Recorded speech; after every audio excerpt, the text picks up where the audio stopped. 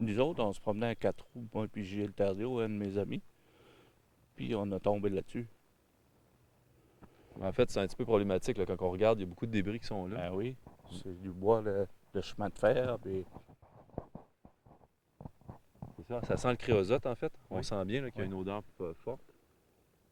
Vous craignez, en fait, qu'il y ait d'autres personnes qui viennent porter des déchets par-dessus ça. ben c'est ça qui va arriver. Jean-Guy Godbout a découvert le triste poteau rose en face du cimetière de Saint-Louis-de-Gonzague, une route qu'il emprunte fréquemment pour profiter de la beauté de l'arrière-pays, maintenant compromise.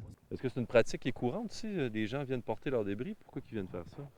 Ben ils veulent pas payer au dépotoir. Ça coûte 15$ à aller mener un voyage. Cette pratique est interdite par le règlement sur la nuisance de la municipalité, notamment pour son effet d'entraînement, sans parler des risques environnementaux présents. Un risque coûteux comparativement aux 15 $ demandés pour porter un chargement à l'écocentre de Saint-Omer. Si les détritus se trouvent sur un chemin public ou un terrain privé, la ville devra intervenir. Pas très surpris, par exemple, parce qu'il y a des gens, vous savez, des camions camions de vidange à cette période-ci, ils passent devant les portes de toutes les maisons à toutes les semaines.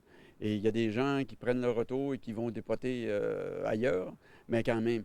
Mais vous pouvez être assuré que la Ville de Carleton-sur-Mer va prendre toutes les mesures pour éviter ces désagréments-là. Le problème dans le cas présent, c'est que les rebuts se trouvent sur les terres de la Couronne. La charge revient donc au ministère des Forêts, de la Faune et des Parcs. Du côté de Carleton, la ville a dû sensibiliser par le passé sa population à la disposition adéquate de ces matières résiduelles. Cet employé municipal a un clair souvenir de la problématique. Ça devrait arriver, là, comme je t'ai dit. Là.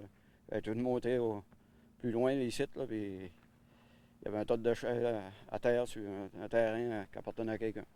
Ah ouais? Qu'est-ce qui s'est passé ensuite? Ben, j'ai tout ramassé. Les contrevenants s'exposent à une amende oscillant entre 100 et 300 $. Les responsables de la municipalité rappellent qu'ils n'hésitent pas à contacter les autorités pour s'assurer du respect de la réglementation en vigueur.